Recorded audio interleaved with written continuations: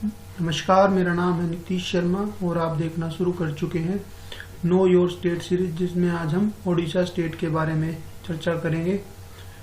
प्राचीन भारत में ओडिशा पर कलिंगा समुदाय का राज था, जिसे 261 बीसी में अशोक के हाथों राज्य का सामना करना पड़ा। इसको कलिंगा वार के नाम से भी जाना जाता है। इसमें लगभग 2,50,000 सैनिकों की मृत्यु हुई। मॉडर्न डे ओडिशा का गठन ब्रिटिश सरकार द्वारा 1 अप्रैल 1936 को किया गया।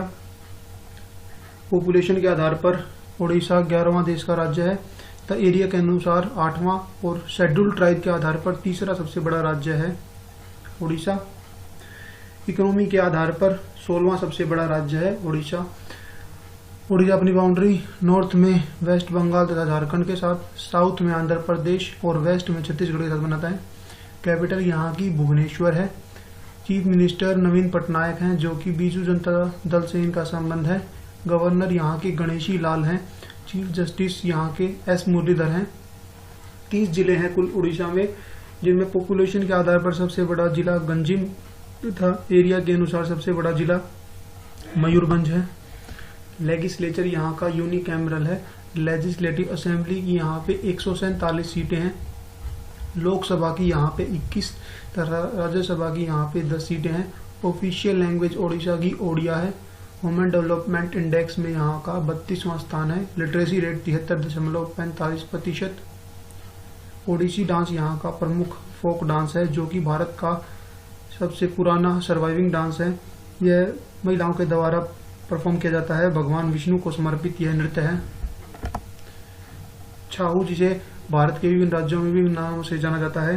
बंगाल में इसे पुरुलिया छाहू, झारखंड में इसे सिराकिला छाहू और ओडिशा में इसे मयूरभंज छाहू के नाम से जाना जाता है। यह एक मार्शियल ट्राइबल डांस है, जो कि चैत्र पूर्व के महीने में किया जाता है और इसमें नृत्य के माध्यम से महाभारत, रामायण तथा पुराणों का ज्ञान दिया जाता है। महारी डांस, जो कि भगवान जगन्नाथ को समर्पित है। गोतीपुहा डांस, युवा पुरुषों के द्वारा महिलाओं के वस्त्र पहनकर यह नृत्य किया जाता है। दुर्गा पूजा यहाँ का प्रमुख त्योहार है, जिसे असम, बंगाल, बिहार तथा असम जैसे राज्यों में मनाया जाता है।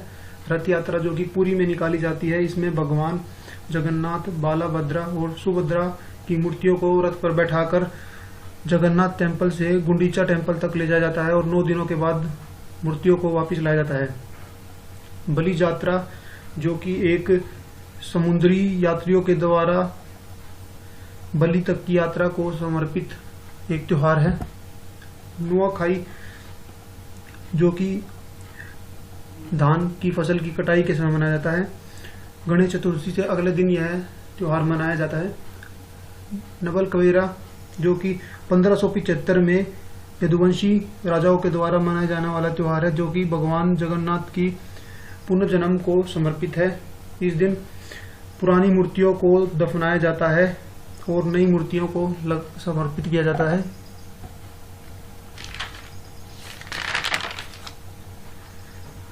जगन्नाथ टेम्पल, जो कि पुरी में स्थित है, यहाँ का आर्किटेक्चर कलिंगा स्टाइल है, जिसे व्हाइट पगोड़ा के नाम से भी जाना जाता है।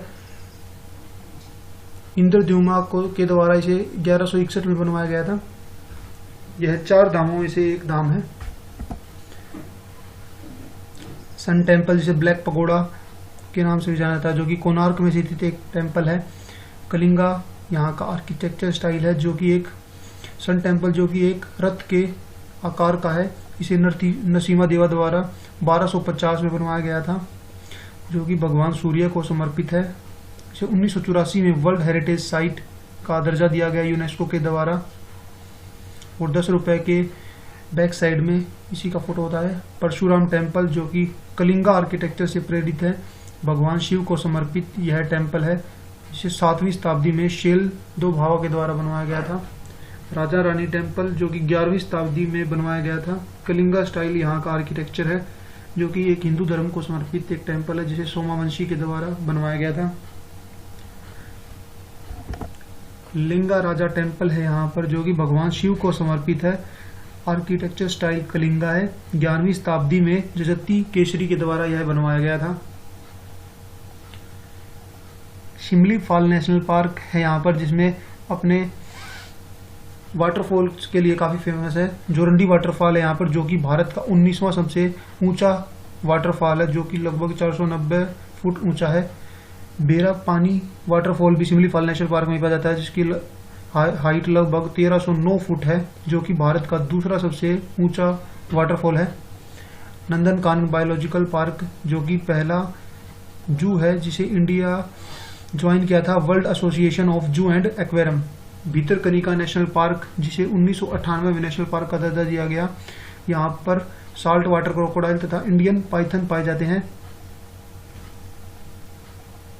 गहिरमत्था मैरीन सेंचुरी, जो कि वर्ल्ड की सबसे बड़ी पोलीरिडल टर्टल यहाँ पर पाए जाते हैं, इसे 1997 में सेंचुरी का दर्जा दिया गया था तथा यह एक रामसर साइट्स भी है। चिल्का वाइल्ड लाइफ सेंचुरी, जो कि इरवाड़ी डॉल्फिन, जो कि एक इंडेंजर्ड स्पीसीज है, उसके लिए फेमस है। चिल्का बर्ड सेंचुरी में चिल्का लेक पाया जाता है, जो कि एशिया तथा इंडिया का लार्जेस्ट ब्रैकिश वाटर लेक है।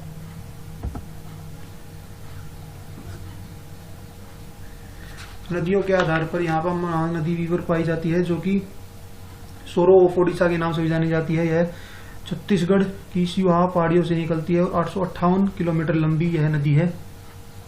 मचकुंड नदी, जो कि गोदावरी नदी की ट्रिब्यूटरी नदी है। ब्राह्मणी रिवर, जो कि सीजनल नदी है ओडिशा की और ट्रिब्यूटरी है गोदावरी नदी की। इंद्रावती रिवर, जो कि ओडिशा के दंडकारण्य पठारों से निकलती है और ट्रिब्यूटरी है गोदावरी नदी की।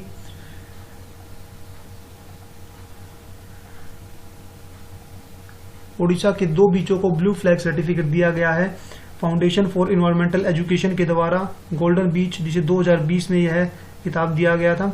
चंद्रभागा बीच 2018 में यह सम्मान दिया गया था, जो कि कोणार्क के तट पर स्थित है और एशिया तथा इंडिया का पहला बीच है जिसे ब्लू फ्लैग सर्टिफिकेट दिया गया हो। स्पेन में सबसे ज्यादा ब्लू फ्लैग सर्टिफाइड बीच 578 पाए जाते हैं। चांदीपुर पोर्ट है यहाँ पर, जो कि बालासोर डिस्ट्रिक्ट में स्थित है। पारादीप पोर्ट है यहाँ पर, जो कि सुवर्णरेखा रिवर पर स्थित है और भारत का पहला पूर्वी ब्रिज है।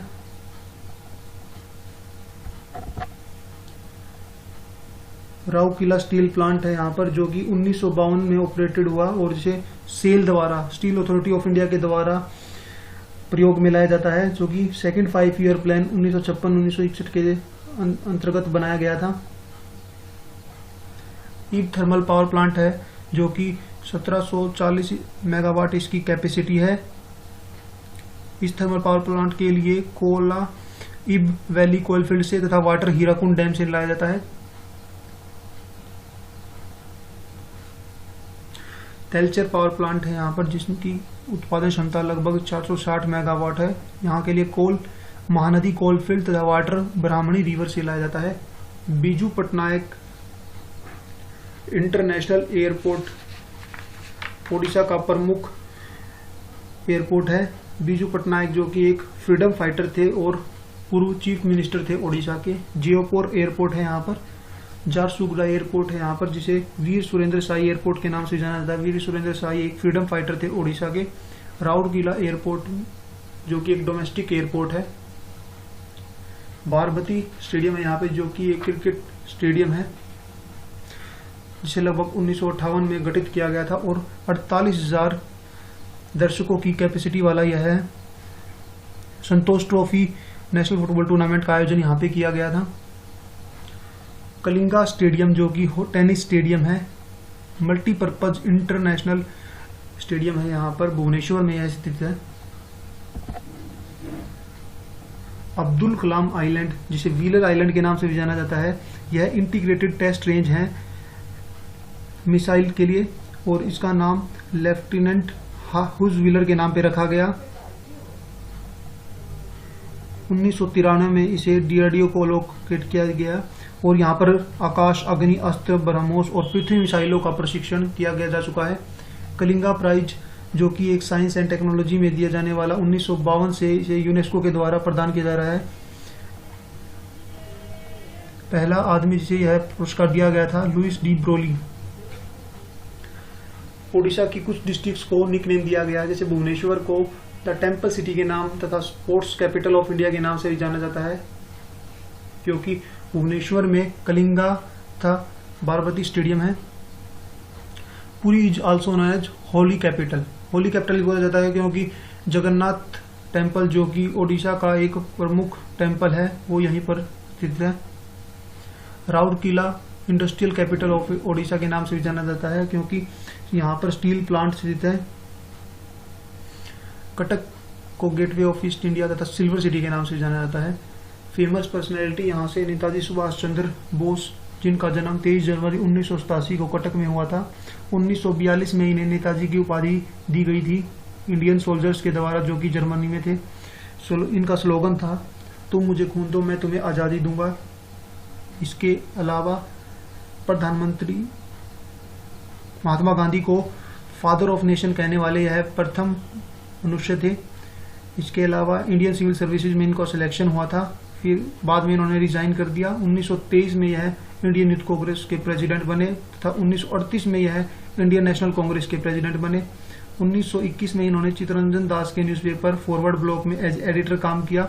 उसके बाद इन्होंने खुद का अपना समाचार पत्र स्वराज निकाला। 1943 में इन्होंने इंडियन नेशनल आर्मी का गठन किया, जिसे बाद में आजाद हिंद फौज के नाम से जाना जाने लगा। 1945 में प्लेन क्रैश में इनकी मृत्यु हो गई ताइवान में। फकीर मोहन सेनापति, जिनका जन्म 13 जनवरी 1843 में बालासोर ओडिशा में हुआ, इनकी प्रमुख पोएम थी उत्कला ब्रह्मण, जिसे 1892 में प्रकाशित किया गया, जिसे टूर ऑफ ओडिशा के नाम से जाना जाता है।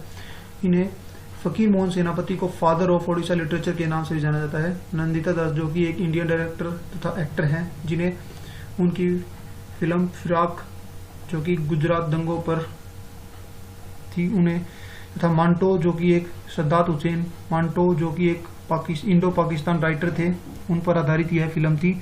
सोना मोहपात्रा, जो कि कटक ओडिशा में इनका जन्म हुआ और यह एक सिंगर है। दूती चंद, इनका जन्म जजपुर ओडिशा में हुआ, यह एक स्प्रिंटर हैं। इन्हें एशियन गेम 2018 में सिल्वर मेडल तथा तीसरी भारतीय महिला बनी जिन्होंने क्वालिफाई किया समर ओलंपिक में, तथा पहली भारतीय बने जिन्होंने गोल्ड मेडल जीता 100 मीटर ग्लोबल कंपटीशन में। Like, subscribe and share this video as much as you can. Thanks.